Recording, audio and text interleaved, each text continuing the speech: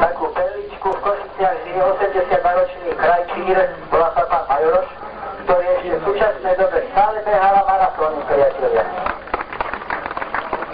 Ďakujeme našim veteránom, veľa šťastia, dobrej nohy, dobrej holi na kĺby. A sme pri finále prakticky nášho dnešného odpoludnia, kedy vyhlásime najlepších troch v kategórii do 39 rokov, teda najrýchlejšia kategória. Dnes Košice.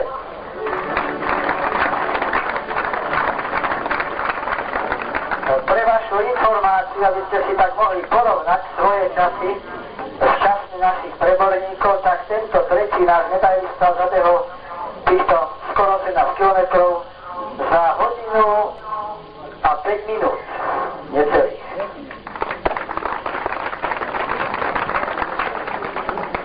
Ako druhý z Vranova si k nám prišiel po druhé miesto pán Sluka. Potom by sme ho poprosili, aby prišiel prezadiť svoje krstné meno. Ostalo ako si utajené jeho čas, hodina 3 minúty 42 sekúnd.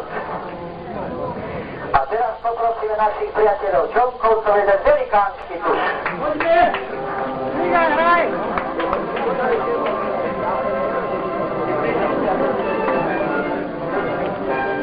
Voda je tá, na čože iné. A pomôžeme podletlo, samozrejme.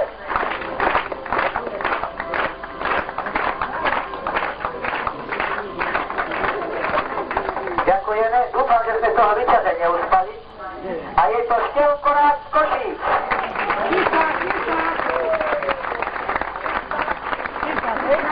Jeho čas v tomto ťažkom počasí bola hodinka a 56 sekúnd.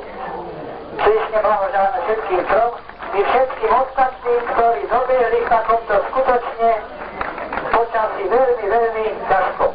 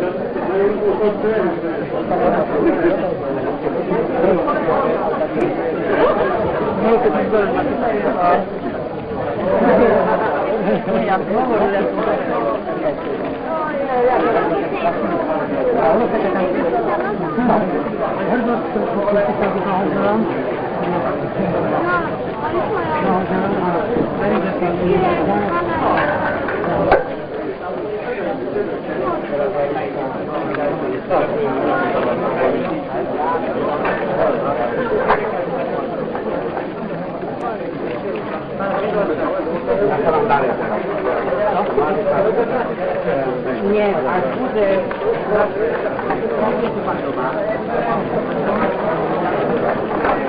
Blahoželáme a ďakujeme za pekný výkon. Keďže organizátori si to veľmi dobre rozrátali, tak majú aj cenu, ako to už bolo spomínané, pre najlepšieho z Vyšnej Šebastovej. Je to pán Pavú. Poprosíme ho.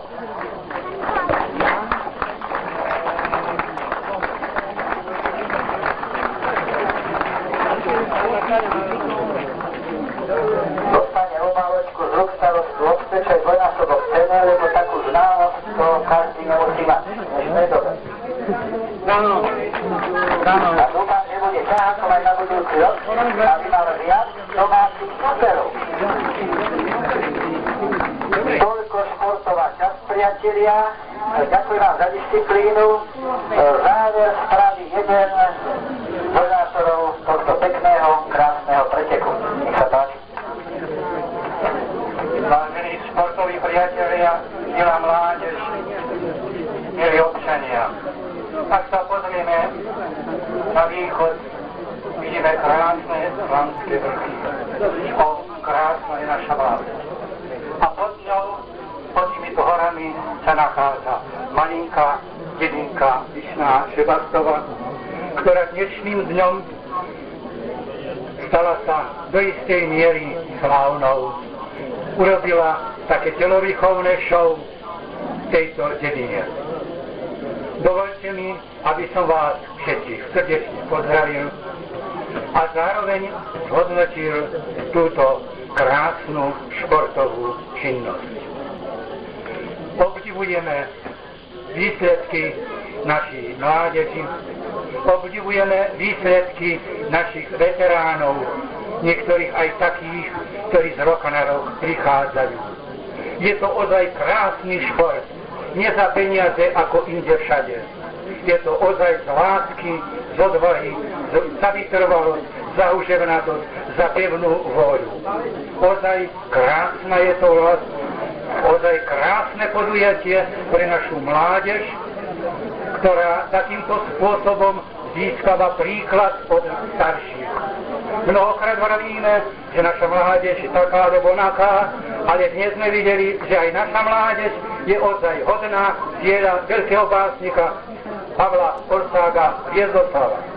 Sme presvedčení, že ste dali vy, veteráni, starší, mladší, športoví priatelia v dnešnom behu. Zazdravím pokoj pre telo a pokoj aj pre dušu. Blahoželáme, prajeme vám dobré zdravie.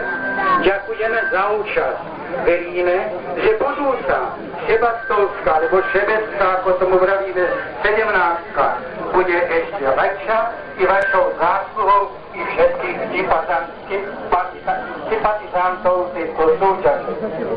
Nemôžeme nepoďakovať ani našim sponzorom za materiálne hodnoty a najmä nášmu agilnému starostovi panu Staňakovi.